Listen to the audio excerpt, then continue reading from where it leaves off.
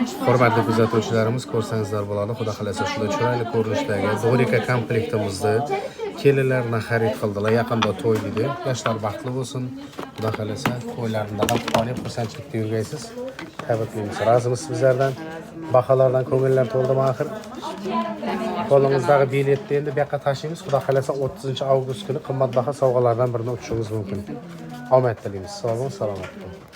Hurmatli kuzatuvchilarimiz, bu sotuvimiz xudo xolasa to'yga xarid qilingan kelinlarni, to'y mavsumi bo'lgani uchun shunday chiroyli komplektlarni ko'p etib olib kelib qo'yibmiz. Buning narxlarini arzon etib, chiroyli etib berdik. Xudo xolasa aypamiz o'yin ishtirokchisini aylandilar.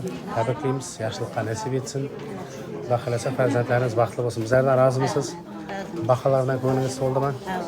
Qani biletingizni tashlaysiz-a? 30-avgust kuni o'yinimiz bo'ladi. Xudo xolasa qimmatbaho sovg'alar tilab qolamiz. Sog' bo'ling. Hurmatli kuzatuvchilarimiz, bu sotuvimiz shunday chiroyli ko'rinishdagi sepochkamiz bo'ldilar. Xudo xolasa opamiz o'zlarini xarid qildilar, narxlarini arzon etib, chiroyli etib berdi. Kimga shunday xizmatlar kerak bo'lsa, bemalol kelsangizlar bo'ladi. Opamiz o'yin ishtirokchisini aylandilar. Tabriklaymiz, yaxshilikqa nasib etsin. Tashlaymiz a. 30-avgust kuni xudo xolasa qimmatbaho sovg'a yutish sizlarga omad tilab qolamiz. Bu sizga. Sog' bo'ling, salomat bo'ling. Yaxshilikqa nasib etsin. Hurmatli kuzatuvchilarimiz, bu sotuvimiz barter bo'ldi. Qarang, shu komplektni bizlardan 4.200.000 so'mga olgan ekan. Hozirgi kunda buni 8.080.000 so'mga baholab olib qoldik bizlar. Va o'rnina hurmatli kuzatuvchilarimiz, Dorika variant hozirgi kunda urfda modada bo'lgan shunday chiroyli ko'rinishdagi komplektni aypamizga qilib berdi. Xudo xolasa tabriklaymiz, yaxshilikqa nasib etsin.